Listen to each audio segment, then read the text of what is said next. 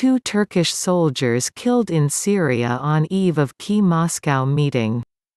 The Turkish Defense Ministry says 2 of its soldiers have been killed in northwest Syria in an attack by Syrian government forces, as fighting in the war-torn country's Idlib province continues on the eve of much-anticipated talks between the presidents of Turkey and Russia.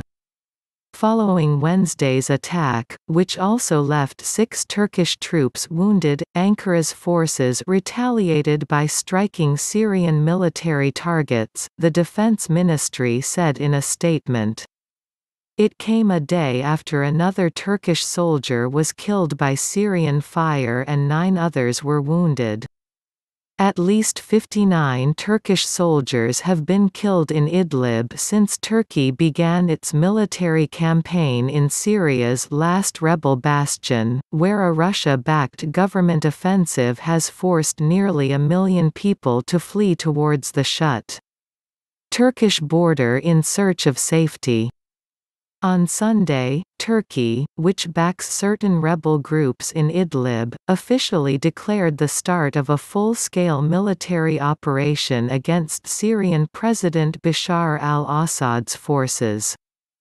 Dubbed Spring Shield, the operation came in response to the killing of 34 Turkish soldiers in Syrian government air raids last week, the biggest casualties suffered by Turkey's armed forces in decades. Turkey has since downed 3 Syrian fighter jets and killed dozens of government soldiers and allied fighters, mostly through drone attacks, according to monitors. Turkey has sought to push back Syrian government forces behind lines agreed under a 2018 deal with Russia, which established 12 Turkish observation posts and created a de-escalation zone around the province, which is home to more than 3 million people. On Wednesday, President Recep Tayyip Erdoğan called the operation a historic struggle, adding that Ankara will not forsake oppressed Syrians. Al Jazeera's Sinem Kosioglu, reporting from Silvagozu on Turkish-Syrian border, said the Turkish government is becoming increasingly vocal about the necessity of its military campaign. Officials say that Turkey is in Syria to protect its borders and millions of innocent civilians suffering from the Syrian government's atrocities in the region, she said. Turkey, which already hosts some 4 million refugees, wants to prevent another influx from Idlib. It has pressured the European Union for greater assistance by announcing that migrants and refugees would no longer be prevented from trying to enter the bloc via the Greek border.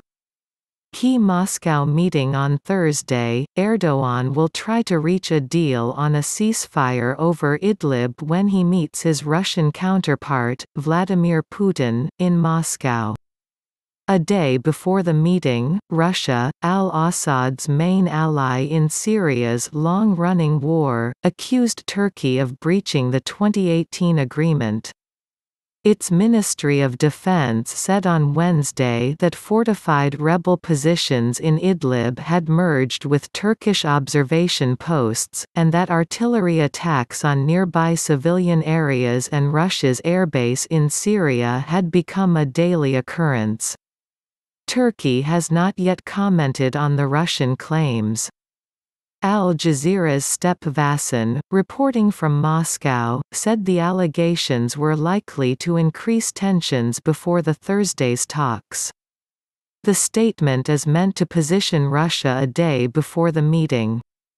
"It is taking a very hard position towards Turkey," she said. Kremlin spokesman Dmitry Peskov said on Wednesday the Kremlin hoped Putin and Erdoğan would be able to agree on a set of joint measures in Idlib. Syrian government forces, supported by Russian air power, have retaken swaths of territory since launching their offensive in December, killing hundreds of civilians and causing a massive wave of displacement. The United Nations has described the situation in Idlib as the biggest humanitarian horror story of the 21st century and called for an immediate ceasefire. Despite being on opposite sides of the war, Ankara and Moscow have kept lines of negotiation open.